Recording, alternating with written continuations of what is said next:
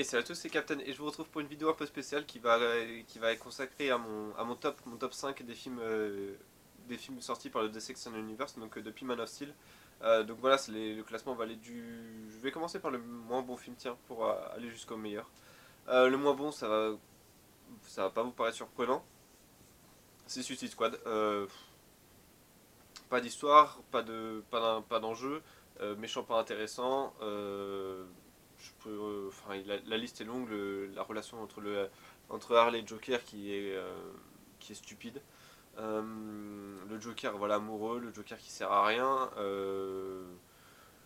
Des mecs avec juste des battes, juste avec des, enfin une fille avec une batte de baseball, un mec avec des flingues, un mec qui crache des flammes avec ses mains et un mec en boomerang qui vont sauver la terre contre contre une fille, enfin contre un esprit démoniaque, enfin un esprit oui démoniaque qui a des millénaires d'existence, enfin la logique.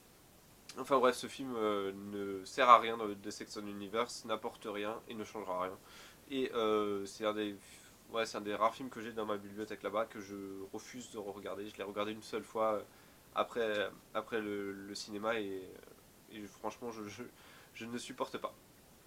Et on retrouve tout de suite en quatrième position Justice League. Et oui, je trouve que c'est le quatrième meilleur ou deuxième moins bon film du DC Extended Universe. C'est quand même pas un mauvais film, c'est-à-dire que je trouve qu'il y a quand même un énorme écart entre Suicide Squad et Justice League. Alors c'est peut-être l'excitation du fait que enfin, je suis sorti de la séance de Justice League il y a moins de 24 heures, donc peut-être que je vois le film trop beau. Même si je trouve que je pense que j'arrive quand même à mettre beaucoup de distance avec ce film et je pense que je trouve beaucoup plus de défauts enfin, que pas mal de gens en ligne. Euh, je pense que je suis assez objectif sur le fait que c'est quand même bien meilleur que Suicide Squad. Si on devait mettre une note, par exemple, pour moi, Suicide Squad c'est entre 2 et 3. Et Justice League, on est entre 5 et 6 quoi. C'est-à-dire que c'est juste un film qui fait le boulot, qui sert pas à grand chose de plus. C'est-à-dire qu'il sert juste à présenter la ligue. Un méchant qui, pour le coup, sert à rien, mais des personnages à côté qui sauvent le film. Batman, j'ai bien aimé également Wonder Woman, Cyborg, et puis Aquaman n'était pas si mal que ça. Des éléments malheureusement un peu dommageables, le fait encore une fois qu'il n'y ait pas d'ennemis. Euh, la résurrection de Superman qui est un peu trop facile. Et puis Superman qui fait des blagues au combat final, genre je veux pas mourir, et puis 2 secondes après, ouais, j'aimerais bien mourir. Enfin, Superman ne fait pas ce genre de blague. Flash qui court comme un demeuré. Enfin voilà, pas mal de choses qui m'ont un peu dérangé. Et c'est vraiment un film qui du coup contraste avec les autres films en dehors de Suicide Squad, qui contraste avec les 3 films qui arrivent. Et je trouve que du coup, on a vraiment l'impression que c'est un film qui est détaché, qui, à la limite, il lance le Dissection Universe vers d'autres horizons, mais je trouve que la rupture elle est trop forte avec les 3 films qui arrivent. Et donc voilà, c'est un petit peu dommage. Ça reste un bon film, c'est vraiment un film que je pense que je peux regarder plusieurs fois. Enfin, le fait qu'il dure pas très longtemps, c'est-à-dire qu'il dure moins de 2 heures, ça va vraiment aider, ça aide vraiment à mon sens au revisionnage. Ça pousse à revisionner, euh, mais j'attends quand même la version longue pour savoir si il peut passer le troisième qui est Man of Steel. Man of Steel qui a le mérite d'être un film qui se regarde, voilà, c'est-à-dire il pose pas vraiment l'univers, c'est ça qui est à mon sens son plus gros défaut.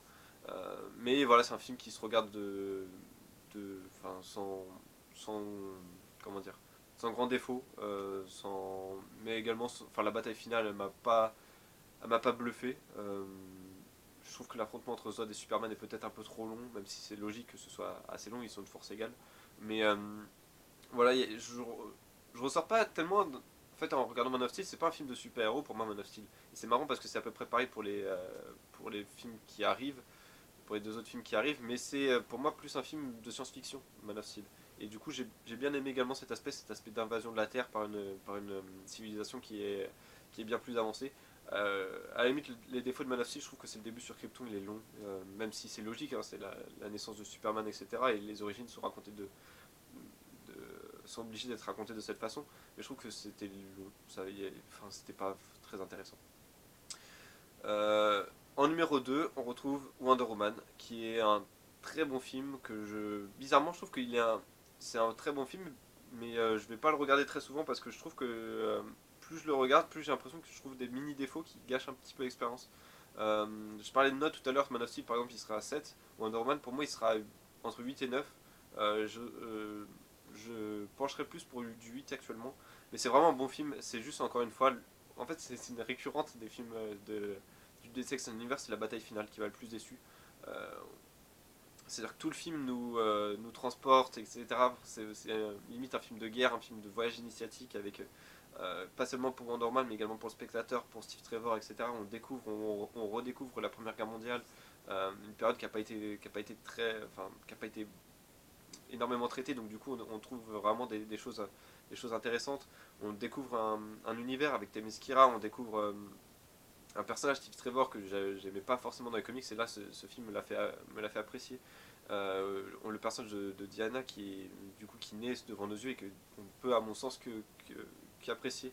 Donc voilà, je trouve que c'était vraiment un film qui tenait, qui était ultra solide, qui tenait vraiment ses promesses. L'apparition d'Ares, elle est, je trouve très bonne, c'est-à-dire le fait qu'il arrive comme ça derrière la caméra comme un peu comme un spectre, le spectre de la guerre, quoi. C'était vraiment top jusqu'à sa transformation. Jusqu'à ce qu'il mette son costume, son armure, et là on se dit oh non, c'est quoi cette merde. Et le combat final où le combat final malheureusement ridicule. Encore une fois, jusqu'au sacrifice de Steve Trevor. À partir du moment où Steve Trevor se sacrifie, le combat devient plus féroce et du coup il devient à mon sens meilleur parce que les coups ne sont pas retenus. Euh, et puis on arrive donc au cinquième et meilleur film selon moi du DC Extend Universe, c'est Batman v Superman. J'ai tellement de choses à dire à propos de ce film, c'est-à-dire qu'il mélange énormément de choses, c'est pas un film de super-héros, c'est limite un film de conviction, un film limite politique, avec philosophique, avec des raisonnements euh, jusqu'à, enfin, à quel point l'homme peut-il laisser Dieu interférer dans sa vie, à quel point Dieu peut-il, enfin, Superman peut-il jouer à Dieu, dans quel, enfin, est-ce que il y a tellement de questions, je trouve, sur l'existence de Superman, sur l'existence des super-héros dans ce monde ultra réaliste, et du coup on se dit mais oui, si ça nous arrivait, comment on réagirait? Et c'est sûr que les gouvernements réagiraient comme ça, c'est-à-dire si on pouvait, enfin, au moment où ils balancent la bombe nucléaire sur Superman et Doomsday, ça les arrange si Superman ne retombe pas, parce que du coup c'est une menace en moins. C'est une menace, c'est ouais, c'est une épine du pied en moins. Euh, le seul petit défaut de ce film, j'ai trouvé, c'est le comportement de Batman qui est pas assez bien expliqué. Dans le sens où il est beaucoup trop extrême tout de suite, c'est-à-dire dans le sens où je veux le tuer tout de suite. Je veux tuer Superman tout de suite, alors que ça aurait pu être expliqué tout simplement en expliquant que Batman a peut-être tué un ennemi comme, je sais pas, le Joker ou Riddler dans enfin, quelques années plus tôt, et du coup il se dit bah oui, si on est obligé de tuer, bah je suis obligé de si tuer est la dernière solution, je suis prêt à le faire. Voilà, mais voilà, c'est le seul défaut qui, à mon sens, dans Batman v Superman, qui, à mon sens, un film magistral, parfaitement maîtrisé de bout en bout. Voilà, ce film, je peux le regarder et le re-regarder. Je trouverais, au contraire de Wonder Woman, je trouve toujours des petits défauts. Dans Batman v Superman, je trouverais toujours des qualités. Je trouverais toujours, à chaque revisionnage, je trouve toujours des qualités. Je trouve toujours que. Mais je me dis, ouais, mais ces dialogues, ils sont super bien écrits, quoi.